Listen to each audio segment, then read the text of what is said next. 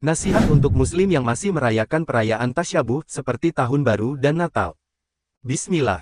Saudaraku, kita semua adalah umat yang diberi petunjuk oleh Allah Subhanahu wa Ta'ala melalui Rasul-Nya, Nabi Muhammad SAW.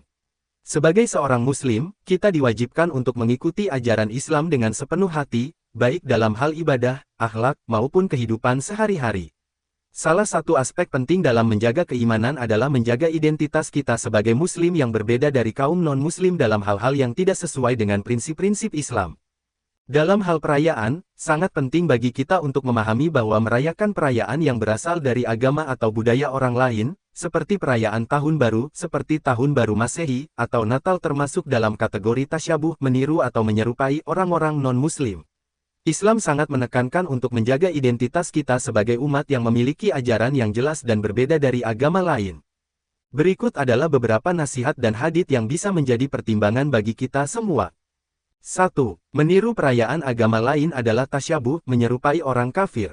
Rasulullah Shallallahu Alaihi Wasallam menegaskan dalam sebuah hadis bahwa meniru kebiasaan orang kafir adalah hal yang tidak dianjurkan dalam Islam.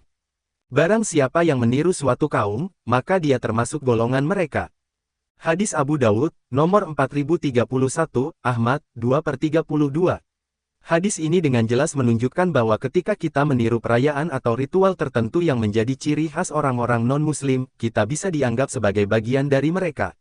Oleh karena itu, merayakan perayaan Natal yang merupakan perayaan agama Kristen atau merayakan Tahun Baru Masehi yang tidak ada kaitannya dengan ajaran Islam, termasuk dalam hal yang dilarang.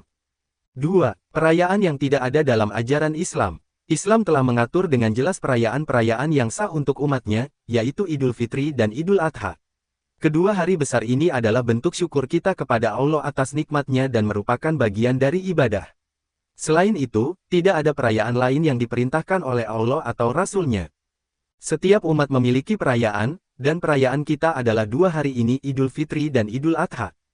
Hadis Muslim. Hadis ini menunjukkan bahwa perayaan yang kita rayakan sebagai umat Islam terbatas pada dua hari tersebut, yang berhubungan langsung dengan ajaran agama kita. 3. Menghormati perayaan orang lain tanpa mengikutinya. Sebagai umat Islam, kita diwajibkan untuk menghormati perbedaan dan menjaga hubungan baik dengan sesama, termasuk dengan non-Muslim. Namun, menghormati mereka tidak berarti kita harus ikut serta dalam perayaan mereka.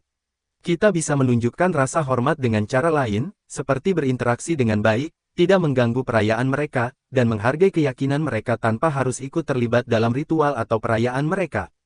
Bukanlah suatu kebaikan jika kamu hanya mengatakan, kami beriman, tanpa melakukan amal saleh. Qs. Al-Baqarah, 177. Dengan melakukan amal saleh dan mengikuti ajaran Islam, kita menunjukkan komitmen kita kepada agama kita dan menjaga identitas kita sebagai umat yang mengikuti wahyu Allah. 4. Bahaya tasyabuh dalam menjaga keimanan. Merayakan perayaan yang tidak sesuai dengan Islam, selain bisa membuat kita kehilangan identitas sebagai Muslim, juga bisa menjadi pintu masuk bagi keraguan dalam keimanan kita. Hal ini bisa menurunkan kualitas ibadah kita karena kita mulai mengikuti kebiasaan yang tidak sesuai dengan petunjuk Allah dan Rasul-Nya. Sesungguhnya orang-orang yang beriman adalah mereka yang apabila disebut nama Allah, hati mereka menjadi takut, dan apabila dibacakan ayat-ayatnya kepada mereka, bertambah iman mereka.